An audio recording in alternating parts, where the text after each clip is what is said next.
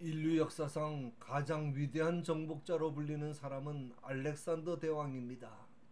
그가 10년간 전쟁을 통해 정복하고 세운 나라는 유럽, 아프리카, 아시아에 이르는 18,000km에 이르는 엄청나게 큰 대제국입니다. 지구의 둘레가 약 4만 km니까 지구 둘레의 거의 절반에 가까운 땅을 정복한 것입니다. 그는 욕심과 야망이 아주 많은 사람이었습니다. 그러던 그가 아라비아 정복을 준비하던 중 33살의 젊은 나이에 갑자기 열병에 걸려 열흘간 앓다가 세상을 떠나고 말았습니다. 그는 죽기 직전에 유명한 유언을 했습니다. 내가 죽거든 관 양쪽을 뚫어 내 두 손이 나오게 하라. 살아있는 신이라고 불리던 알렉산더 대왕도 죽음 앞에서는 무력한 존재이며 죽을 때는 빈손으로 간다는 것을 모든 사람들로 하여금 보게 하라는 뜻이었습니다. 죽음이라고 하는 것 결코 남의 일만이 아닙니다. 내 주변이나 나 자신에게도 얼마든지 일어날 수 있는 일입니다. 세상에서 제일 미련한 사람이 죽음을 남의 일로만 생각하며 사는 사람입니다. 죽음 앞에서는 어느 누구도 예외가 없습니다. 사람마다 죽음을 맞는 과정은 다를 수 있지만 죽음 자체는 누구에게나 동일합니다. 아무도 피할 수 없습니다. 그러므로 우리의 삶이 헛된 삶이 되지 않고 우리의 죽음이 헛된 죽음이 되지 않기 위해서는 살아있는 동안 하나님의 말씀에 순종함으로 열매를 많이 맺어야 합니다. 그렇게 할 때 먼저 우리의 삶 속에 천국이 임하게 되고 우리를 통하여 믿는 자들의 수가 점점 많아지게 되므로 이 땅에 하나님의 나라가 더욱더 확장되고 종국에 가서는 하나님 앞에 우리가 하나님 앞에 서는 그날 영원한 천국까지 소유할 수 있게 되는 것입니다. 마태복음 13장에는 7개의 천국 비유가 기록되어 있는데 그 중에 마지막이 그물 비유입니다. 천국 비유의 마지막 결론이 되는 말씀입니다. 천국은 마치 바다에 치고 각종 물고기를 모는 그물과 같다고 했습니다. 여기서 그물은 조그마한 그물을 말하는 것이 아니고 원문의 뜻을 보면 배와 배 사이에 치고 그물 밑에는 무거운 납을 달아 양쪽에서 끌면서 바다 밑바닥까지 훑어 대량으로 고기를 잡는 큰 예인망을 가리킵니다. 천국은 마치 바다에서 각종 물고기들을 모는 이러한 쌍끌이 어선의 예인망과 같다는 것입니다. 이 말씀은 한마디로 고기의 크기나 좋고 나쁨이나 종류에 관계없이 그 어떤 고기든 한 마리도 빠져나갈 수 없다는 뜻입니다. 여기에서 그물은 교회를 가리키고 바다는 세상을 가리키고 각종 물고기는 사람들을 가리킵니다. 지금 세상에는 선악간에 많은 종류와 여러 계층의 사람들이 다 들어 있습니다. 그러나 이제 어부가 해변에 도착해서 좋은 고기와 나쁜 고기들, 쓸모있는 고기와 쓸모없는 고기를 골라내는 것처럼 하나님께서는 심판날에 의인과 악인을 구별해서 의인으로부터 악인을 영원히 격리시켜 버리실 것입니다. 이 심판에서 빠져나갈 수 있는 사람은 한 사람도 없습니다. 그러므로 이 비유의 초점은 악을 멸하는 최후의 심판에 맞춰져 있습니다. 지상교회, 이 눈에 보이는 교회를 가리킵니다. 지상교회도 불완전합니다. 그물 속에는 좋은 고기와 나쁜 고기가 함께 있기 때문입니다.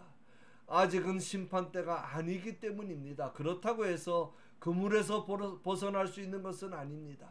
던져진 그물 속에 갇혀진 그 그물의 세계는 이미 그물을 던진 분의 손에 들어와 있습니다.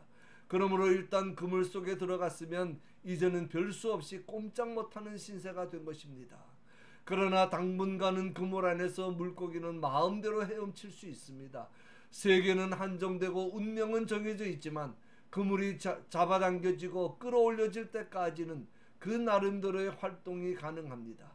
그래서 그 속에서 악한 자는 악한 대로, 선한 자는 선한 대로, 하나님의 백성은 하나님의 백성대로, 마귀의 자식은 마귀의 자식대로 그대로 섞여 돌아간다는 말씀입니다.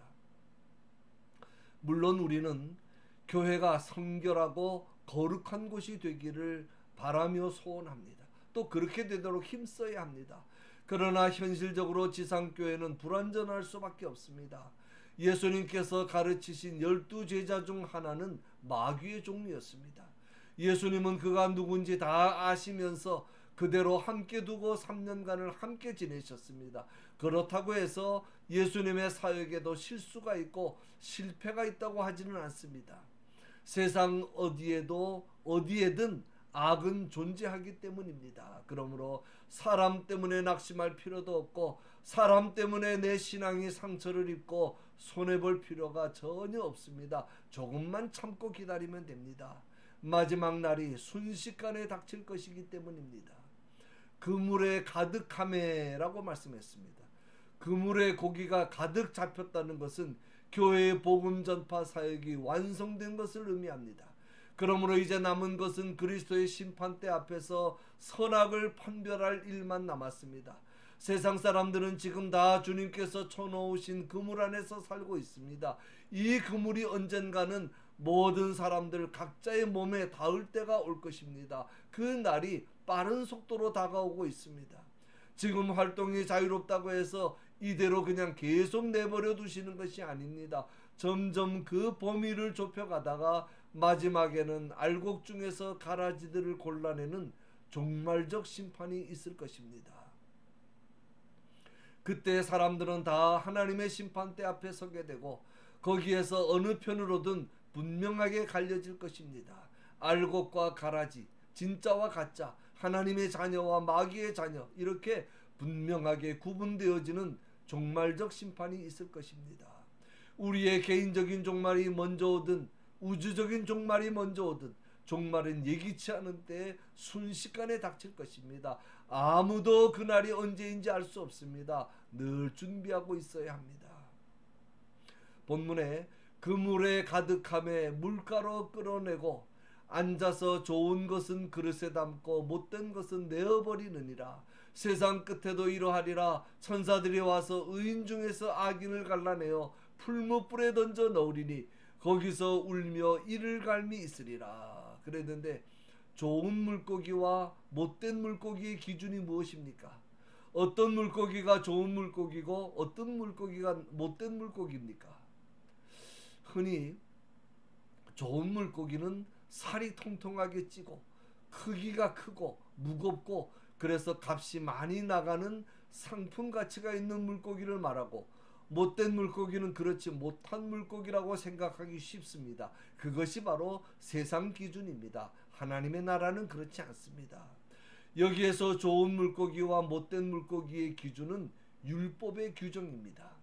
구약성경 레위기에 보면 좋은 물고기와 나쁜 물고기, 못된 물고기, 즉 먹을 수 있도록 한 물고기와 먹을 수 없는 물고기에 대한 규정이 있습니다. 그러므로 이 말씀은 좋은 물고기와 못된 물고기는 하나님께서 이미 정하셨다는 것입니다. 시간이 흐르고 환경이 변한다고 좋은 물고기가 못된 물고기로 바뀌는 것도 아니고 못된 물고기가 좋은 물고기로 변할 수 있는 것도 아닙니다. 알곡과 가라지는 근본부터 종자부터 다르듯이 물고기도 마찬가지입니다. 좋은 물고기는 아무리 나쁜 물고기들 틈에 살아도 좋은 물고기고, 못된 물고기는 아무리 좋은 물고기들과 어울려 살아도 못된 물고기입니다. 심판의 주권은 하나님께 있으며 하나님께서 이미 다 정하셨습니다. 특히 의인 중에서 악인을 갈라낸다고 했습니다. 물고기 자신이 아무리 스스로를 가리켜 좋은 물고기라고 생각하고 좋은 물고기라고 우긴다 할지라도 물고기의 좋고 나쁨을 판단하는 기준은 어부에게 있는 것과 같습니다. 꼭 기억하십시오. 참 중요한 말씀입니다. 여기에서 말씀하는 못된 물고기, 즉 악인은 하나님의 교회와 전혀 관계없는 사람들이 아닙니다. 알곡들 틈에서 가라지와 함께 자라듯이 좋은 고기들, 즉 의인들 틈에서 의인 행세를 하며 함께 살았던 자들을 가리킵니다. 오랫동안 함께 있었으니 교회에서 여러 가지 일도 함께 하고 따라서 직분도 맡고 함께 착한 일도 많이 했을 겁니다. 더 신자 같고 더 진짜 같았던 자들입니다. 그러나 마지막 날에는 정체를 숨길 수 없습니다. 마지막 심판 때 이런 자들을 의인들에게서 갈라내어 지옥불에 던져 놓겠다는 말씀입니다. 심판은 강권적이며 강제적입니다. 그때가 되면 이제 기회는 없습니다. 거기서 울며 이를 갈 것이라고 했습니다. 후회의 눈물이나 참회의 눈물이 아닙니다. 한과 원망과 증오로 마음을 부글부글 끓이면서 영원히 이를 가는 곳, 그것이 바로 지옥입니다. 결론입니다. 심판날이 다가오고 있습니다. 시간이 많지 않습니다. 머뭇거리며 다음으로 미룰 시간 없습니다. 본문 마지막에 의인의 종말과 악인의 종말이 비교되고 있습니다. 의인의 종말은 자기 아버지의 나라에서 해와 같이 빛나리라. 악인의 종말은 풀무불에 던져져서 거기서 울며 이를 갈리라. 나의 종말은 어떤 종말이 될 것입니까? 주님께서 정하신 시간이 언제인지는 모르지만 빠른 속도로 다가오고 있는 것만은 분명합니다.